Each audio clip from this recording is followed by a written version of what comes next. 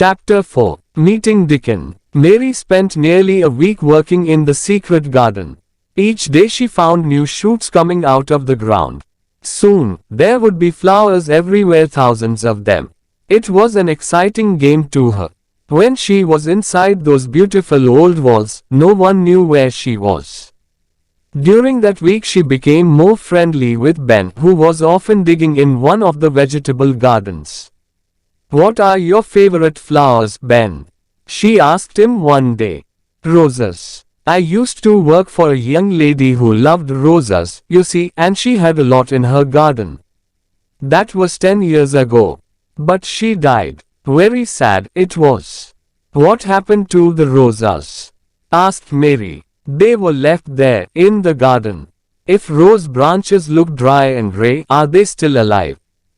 asked Mary. It was so important to know.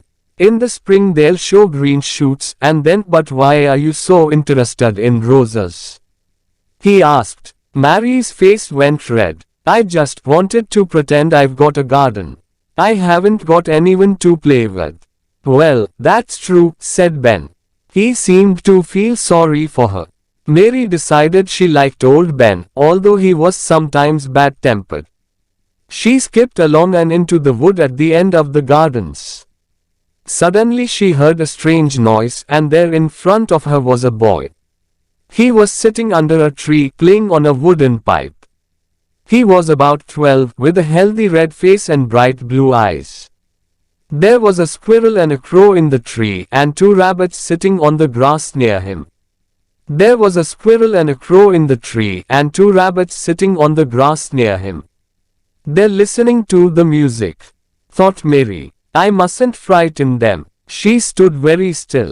The boy stopped playing. "That's right," he said. "Animals don't like it if you move suddenly. I'm Dickon and you must be Miss Mary. I've brought you the spade and the seeds." He spoke in an easy, friendly way. Mary liked him at once. As they were looking at the seed packets together, the robin hopped onto a branch near them. Dickon listened carefully to the robin's song. "He's saying he's your friend," he told Mary. "Really? Oh, I am pleased he likes me. Can you understand everything that birds say?" "I think I do, and they think I do. I've lived on the moor with them for so long. Sometimes I think I am a bird or an animal, not a boy at all." His smile was the widest she had ever seen. He explained how to plant the seeds. Suddenly he said, "I can help you plant them. Where's your garden?" Mary went red, then white. She had never thought of this. What was she going to say? "Could you keep a secret?" "It's a great secret. If anyone discovers it, I'll die. I keep secrets for all the wild birds and animals on the moor."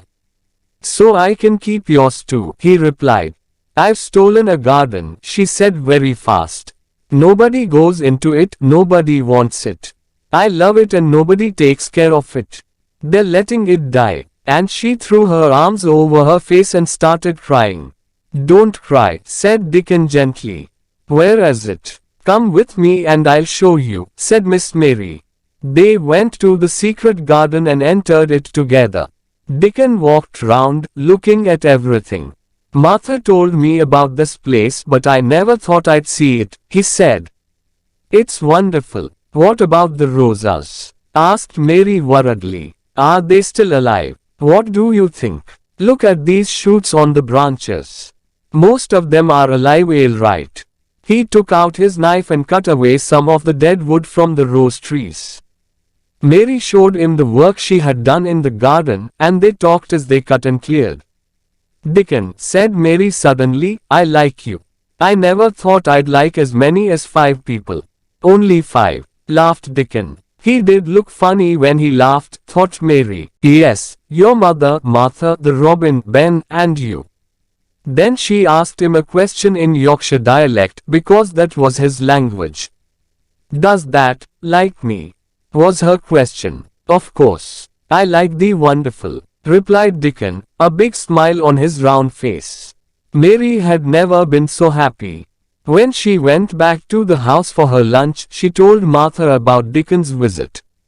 "I've got news for you too," said Martha. Mr. Craven's come home and wants to see you. He's going away again tomorrow for several months.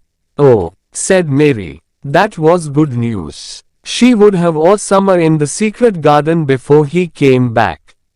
But she must be careful. He mustn't guess her secret now. Just then Mrs. Medlock arrived, in her best black dress, to take Mary down to Mr. Craven's room. Mary's uncle had black hair with some white in it, and high, crooked shoulders. His face was not ugly, but very sad.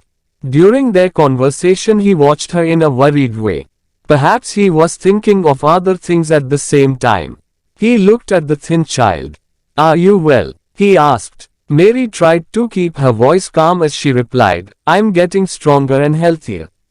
Mary's uncle had black hair with some white in it, and high, crooked shoulders. "What do you want to do in this big empty house?" I just want to play outside, I enjoy that." "Yes, Martha's mother, Susan Sowerby, spoke to me the other day.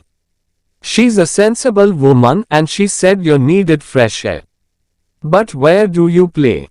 "Everywhere. I just skip and run and look for green shoots. I don't damage anything." "Don't look so frightened. Of course a child like you couldn't damage anything. Play where you like. Is there anything that you want?" Mary came a step nearer to him, and her voice shook a little as she spoke. Could I have a bit of garden?" Mr. Craven looked very surprised. "To plant seeds in, to make them come alive." Mary went on bravely. "It was too hot in India, so I was always ill and tired there. But here it's different. I love the garden." He passed a hand quickly over his eyes. Then he looked kindly at Mary. "I knew someone once who loved growing things like you." "Yes, child, take as much of the garden as you want." He smiled gently at her. "Now leave me. I'm very tired." Mary ran all the way back to her room. "Martha," she shouted, "Mr. Craven's really a nice man, but he looks very unhappy. He said I can have my own garden." She was planning to work in the garden with Dickon every day, to make it beautiful for the summer.